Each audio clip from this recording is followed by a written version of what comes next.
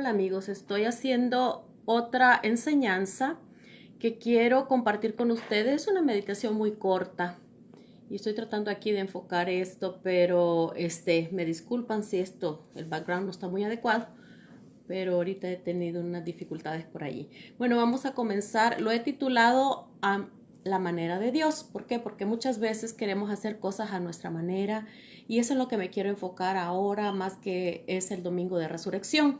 Quiero contarles una historia que está en primer libro de Samuel y eso lo tenemos en el capítulo 5 y versículo del 1 al 3. ¿Qué dice el capítulo 5 del 1 al 3? Dice que cuando los filisteos capturaron el arca de Dios y la llevaron desde Ebenezer a Asdod, y tomaron los filisteos el arca de Dios y la metieron en la casa de Dagón y la pusieron junto a Dagón, y cuando al siguiente día los de Asdod se levantaron de mañana, he aquí Dagón postrado en tierra delante del arca de Jehová, y tomaron a Dagón y lo volvieron a su lugar.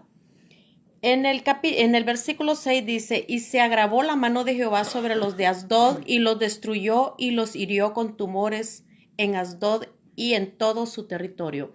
Había sucedido que había habido una guerra, el pueblo de Israel había perdido la guerra y los filisteos habían capturado el arca del pacto. El arca del pacto era una cajita, estaba cubierta de oro, Dios la había ordenado a Moisés.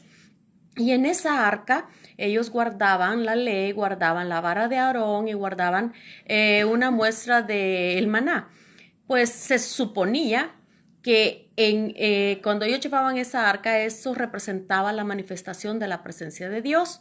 Entonces ellos estaban confiados que cuando la llevaban a la guerra, ellos iban a ganar la guerra. Pero no sucedió así, porque ellos no estaban bien con Dios. Entonces el arca fue capturado por los enemigos de Israel y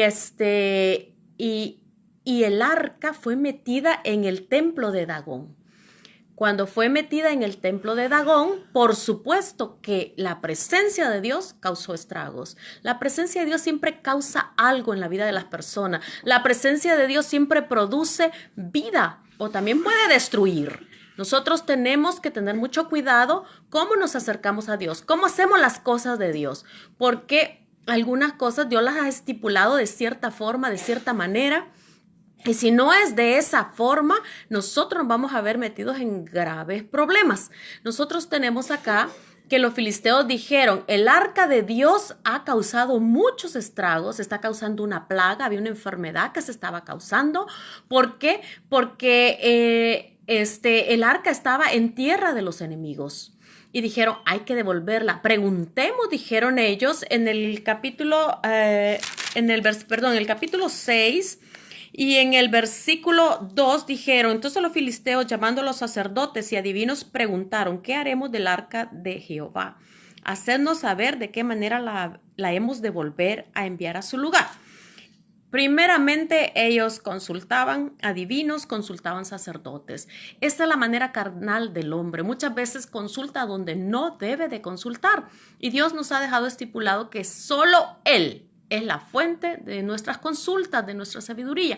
No quiero decir con esto que a veces no va a ir usted con un nutricionista o con una persona que lo aconseje, pero acerca de las maneras de Dios, cómo adorarle, cómo hacer una vida espiritual, usted tiene que consultar a Dios. No puede andar con sacerdotes y con adivinos, con personas que consultan espíritus, porque Dios es un Dios celoso. Ya lo habíamos hablado en otro estudio.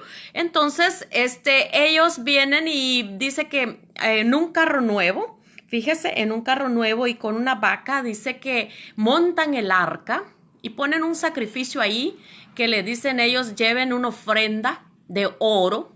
Imagínense, cuando Dios nunca pedía así ofrendas de oro, sino Dios pedía animales vivos, ¿verdad? Perfectos. Y dice, llévenlo y mándenlo que así se va a ir. Bueno, en ese entonces, ese pueblo, el pueblo filisteo era un pueblo, acuérdense que no era un pueblo de Dios, era un pueblo pagano.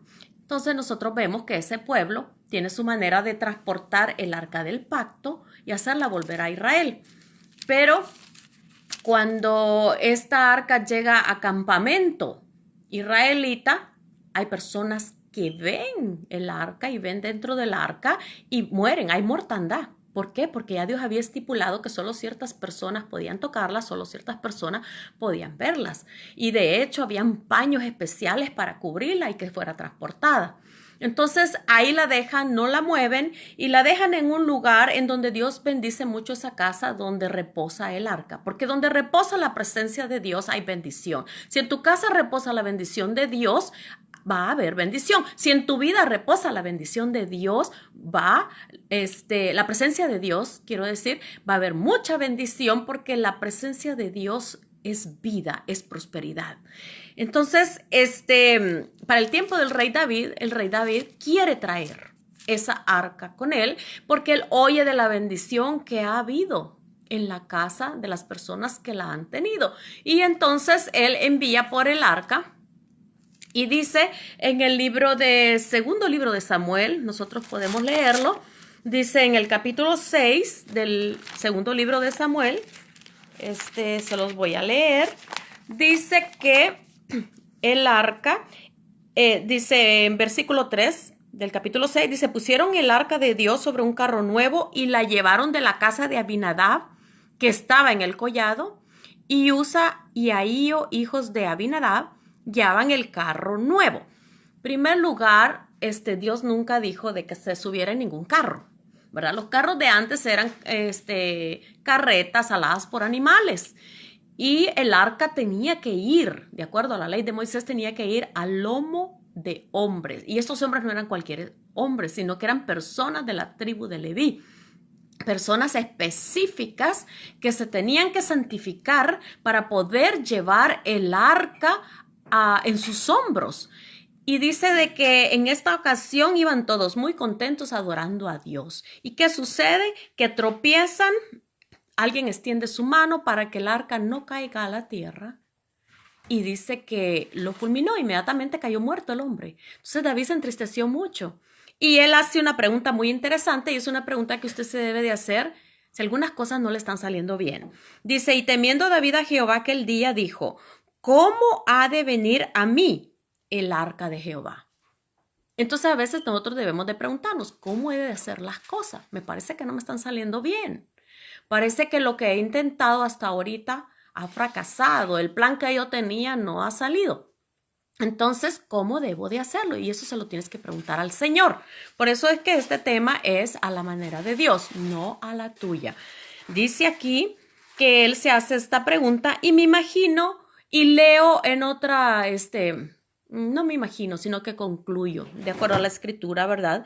Que David, lee y dice que se da cuenta en el primer libro de Crónicas 15:2 que el arca no puede ser transportada de la forma que lo estaba haciendo, sino que hay personas, como les dije, específicas, familias específicas, descendientes específicos que tenían esa responsabilidad en la transportación del tabernáculo. Ese mueble se les había encomendado a ellos.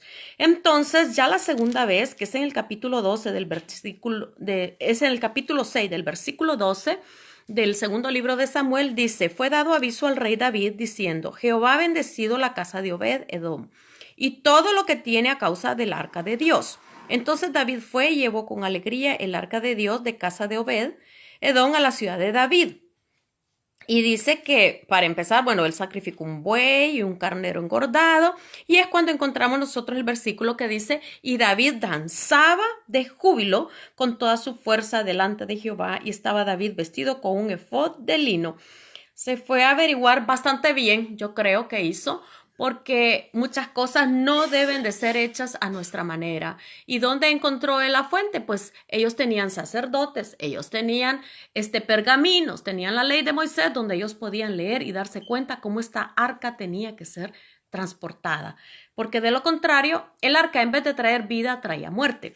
Ahora nosotros encontramos, y con esto quiero concluir esta meditación, es muy breve, pero es muy importante que vayamos a hace más de 2000 años, cuando Jesús iba a entregar su vida, que está orando y le dice al Padre, Padre, pasa de mí esta copa si es posible. Es como decirle, Padre, ¿no crees que hay otra forma? Padre, ¿no crees que hay otro método para salvar a la humanidad? Mas, sin embargo, dijo él, pues hágase en mí tu voluntad. Nosotros tenemos que entender que Él es el alfarero y nosotros somos el barro. Y Él es el que decide cómo las cosas se van a hacer.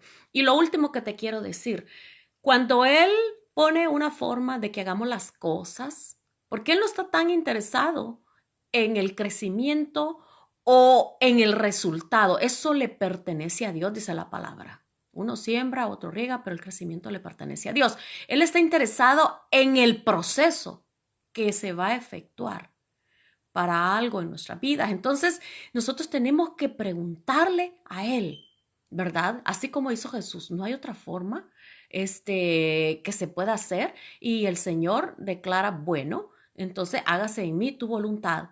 A veces hay maneras que nos van a doler, hay maneras que nosotros pensamos, ¿y por qué así? ¿Por qué a mí? ¿Por qué de esa forma tan dolorosa? A mí me afecta, a mí me duele, me entristece, me enoja, me frustra. Pero ¿sabe qué? Dios nunca, nunca va a pedirle que haga algo para Él, por ser un ser egoísta. Todo lo que Dios nos pide es para nuestro propio bien. Todo lo que Dios nos pide es para el bien de los demás.